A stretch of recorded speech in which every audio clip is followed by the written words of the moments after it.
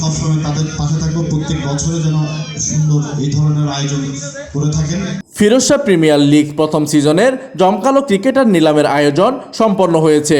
গত 16 জানুয়ারি নগরীর আকবর্ষ থানাধীন পূর্ব ফিরোজ শাহ কলোনি এলাকায় অনুষ্ঠানটি সম্পন্ন হয়। ক্রীড়াঙ্গনে উৎসবের আমেজ নিয়ে শুরু হতে যাচ্ছে Firoz Shah premier league FPL এর প্রথম সিজন।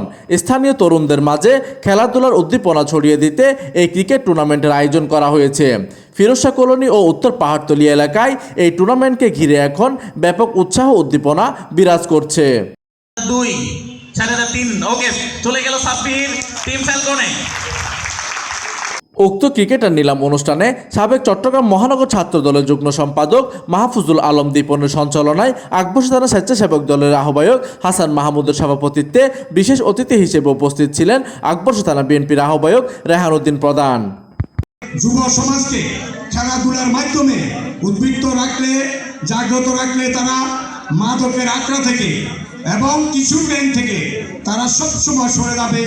এতে আরও উপস্থিত ছিলেন আকবর্ষ থানা বিএনপির যুগ্ম সম্পাদক আনোয়ার হোসেন, 9 নম্বর উত্তর পাহাড়তলী ওয়ার্ড যুবদলের সাবেক আহ্বায়ক মোহাম্মদ ইউনুস, আকবর্ষ থানা স্বেচ্ছাসেবক দলের দপ্তর সম্পাদক আব্দুল মোতালেব, 9 নম্বর উত্তর পাহাড়তলী ওয়ার্ড স্বেচ্ছাসেবক দলের 1 নম্বর যুগ্ম আহ্বায়ক নুরুজ্জামান বাবু, 9 নম্বর উত্তর পাহাড়তলী ওয়ার্ড স্বেচ্ছাসেবক দলের যুগ্ম আহ্বায়ক আফসার, আকবর্ষ থানা ছাত্র দলের যুগ্ম আহ্বায়ক হানিফ, যুগ্ম আহ্বায়ক সুজন সহ গণ্যমান্য নেতৃবৃন্দ। সবসময় তাদের পাশে থাকবো, প্রত্যেক বছরে যেন সুন্দর এই ধরনের আয়োজন করে থাকেন এবং 6টি টিম যারা খেলছেন তাদের সবার জন্য শুভকামনা রইল।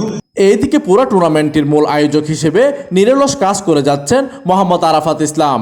তরুণ সমাজকে মাদক ও নেতিবাচক কর্মকাণ্ড থেকে দূরে রেখে মাঠমুখী করার লক্ষ্যেই এই প্রিমিয়ার লিগের আয়োজন করা হয়েছে বলে আয়োজক কমিটি জানিয়েছেন।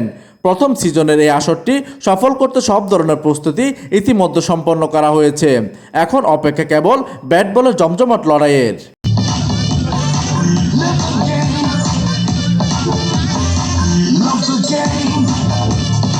প্রতিনিধির তথ্য ও পাঠানো চিত্রে ডেস্ক নিউজ, দিগন্তের বার্তা 24, চট্টগ্রাম।